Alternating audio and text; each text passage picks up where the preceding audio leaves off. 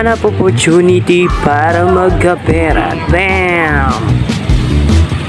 So yun nga guys, papunta ako sa aking meetup. So ang mga tinda ko pala ay uniform. At habang pupunta nga ako dun sa school, may nadaanan akong tumagilid na truck. Ewan ko kung anong nangyari dito. Nagkamali ata siya ng pagmanehobra kasi nga masikip yung daanan at saka palusong din yung daan, paangat siya. Siguro hindi kinaya ng kargada, so kaya tumagilid.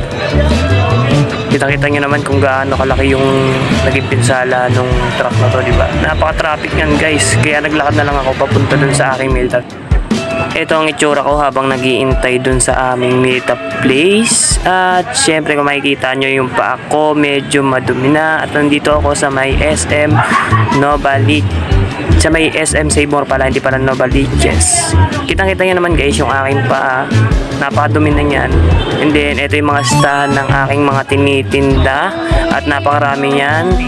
So yan, hindi na natin iisa-isahin kasi nga marami yan guys. Nakakatamad magbilong. So yun nga guys, ito yung mga tinitinda ko. Isang NSTP, isang uniform. So binibili ko pala yan sa aking mga classmates at saka ko inire-resell. So ito siya. Yan yung itsura niya. Yan. And then ito yung uniform ng NSTP, kulay blue. Yan, nabibenta ko siya guys.